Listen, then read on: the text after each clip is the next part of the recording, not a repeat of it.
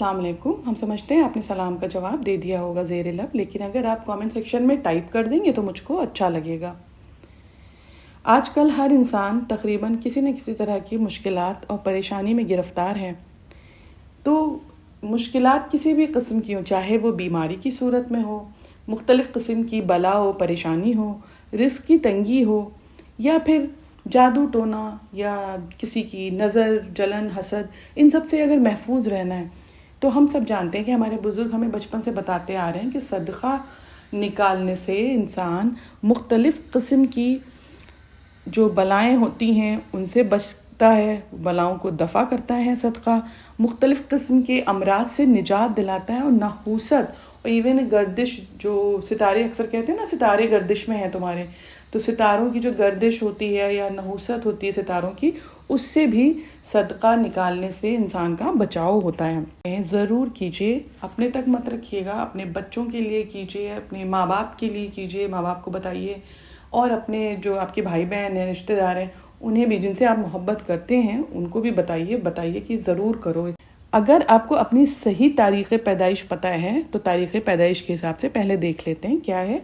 ध्यान से सुनिएगा, आप कॉपी और एक पेन लेके बैठ जाइए ताकि आप फ़ौरन नोट कर सकें। वैसे हम आराम से बताएंगे।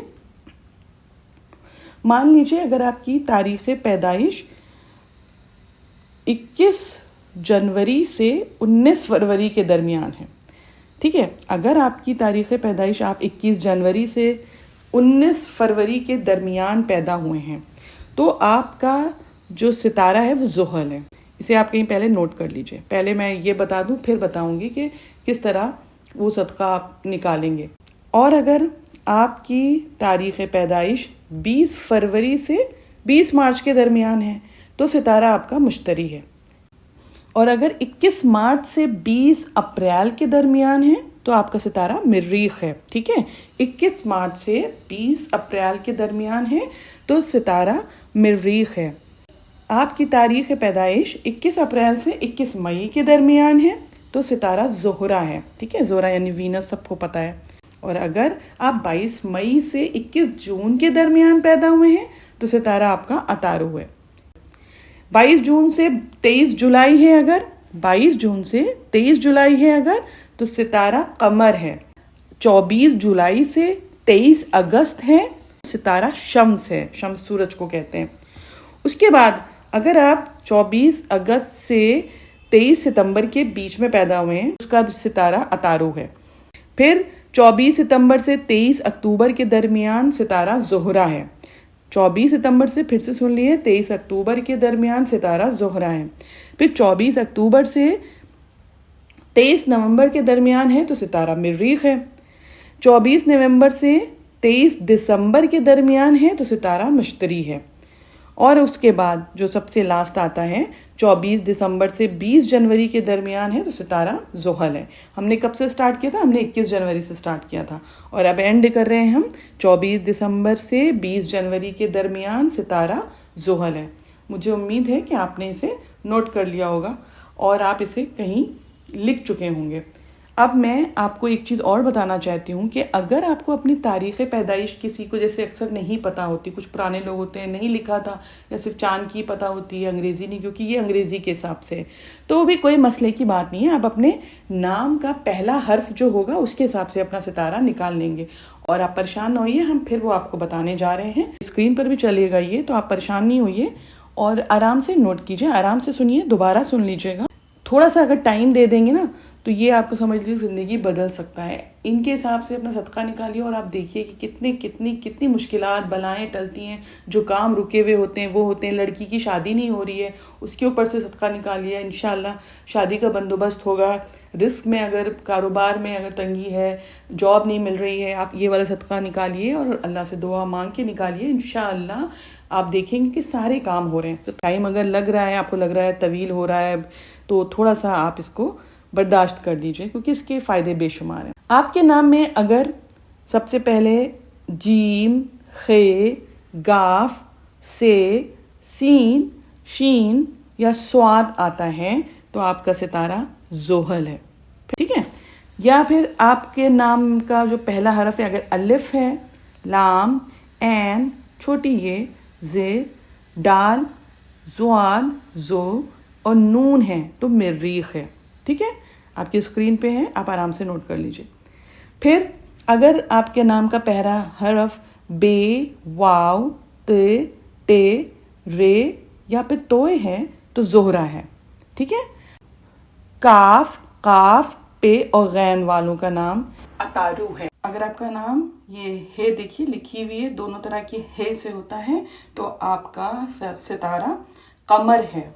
शम्स मीम है, शम्स अकेला है, ये मीम से अगर नाम शुरू हो रहा है तो शम्स है।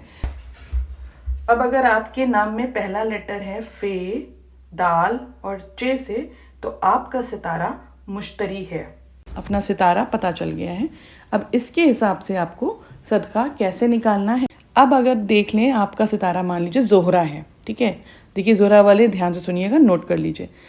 तो रंग सफ़ेद होगा।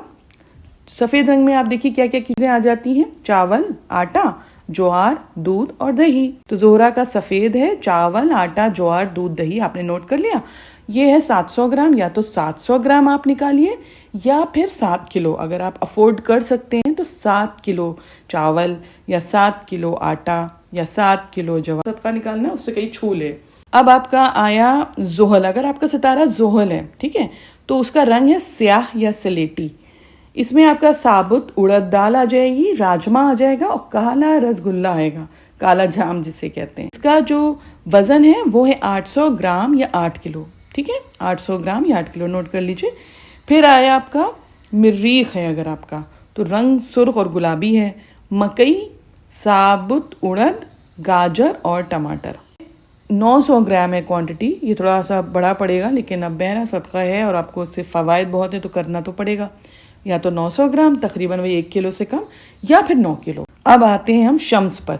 शम्स का जो रंग है वो जर्द है। ठीक है, शम्स यानी सूरज। दाल, चना, दाल, मूंग धुली, जो पीली मूंग दाल होती है, गेहूं और लड्डू, मतलब जो पीले लड्डू होते हैं वो 1 किलो या फिर 10 किलो।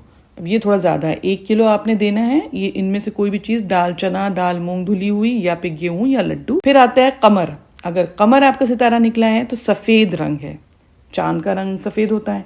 चावल, आटा, बर्फी। ठीक है, 2 किलो या 200 ग्राम। फिर आपका है मुश्तरी, अगर आए तो जर्द है, रंग जर्द है। इसमें दाल अरहर की है, दाल चना है और जर्दा है, जो जर्दा होता है ना पक्का हुआ जर्दा, जर्द रंग वाला जर्दा। ये 300, वजन क्या होगा 300 ग्राम या 3 किलो।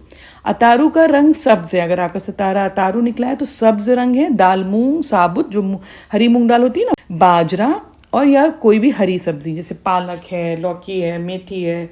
अब सीज़न के हिसाब से आप देख लें क्या आपको मिल रहा है बाज़ार में। और वज़न होगा 600 ग्राम या फिर 6 किलो। ठीक है, तो ये आपके सारे सितारे हो गए।